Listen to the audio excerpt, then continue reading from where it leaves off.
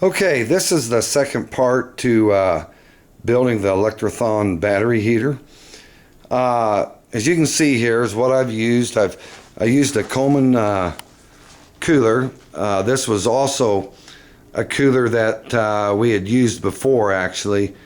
You can see where I've had some holes drilled in and had to silicone them shut, but this was our old heater also.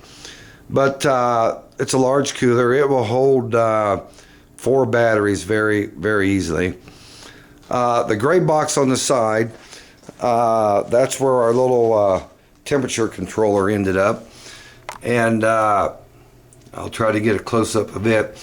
If you look there, the red is the current temperature of the plate. And I just plugged it in, so it's still coming up to temperature. It's only 94 degrees. The green is what I have it set at, and I guess I've currently got it set at 128, but typically we run about 120, 125 degrees. So that's the controller. The temperature probe, I think I showed you on the other video. There's where the temperature probe comes out, and that would be where it senses the temperature of the plate. And if you remember, that sits down in a groove right along with that heat wire. You can see the top of the rivets. They're all countersunk. I'd originally showed you the holes for them.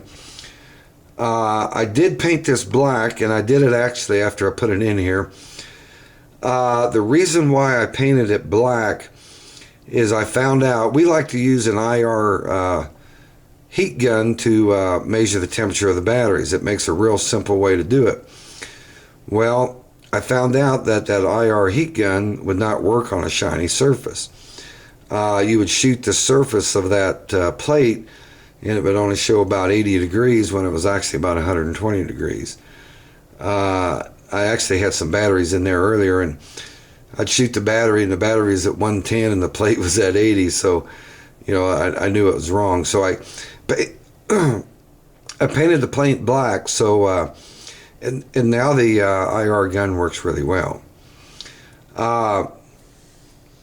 Over here is where the connections to the heater come out, down in that corner. That's where the you can see where the heat wire comes out, and I put a little strain relief there. Also, there's a ground wire. That the aluminum plate is grounded to the 3-prong plug, so there'd be no hazard in electrical shock.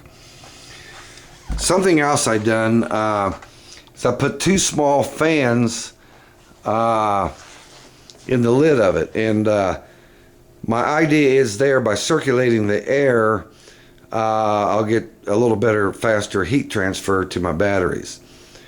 I don't know if I would have necessarily needed 2, but I figured it'd be a little more even flow in there. So I have two fans in it. Other than that, there isn't much else to show. If you see, I've got a wire running through the side here. That's where our charger would plug in and come into our batteries.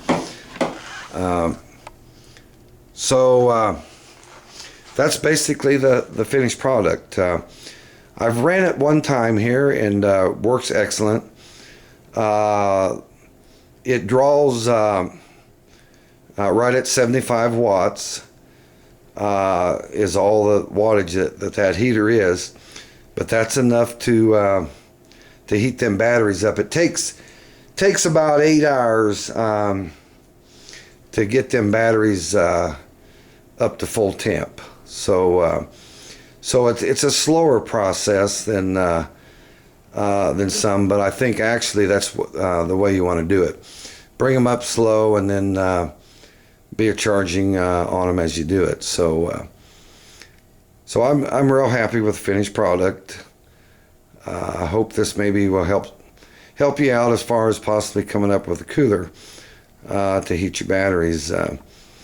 And there again, this could be used as far as the plate and that. It could be used right inside a car. Make a smaller one and put it, mold it right into the car. Okay, well, thanks a lot for viewing this.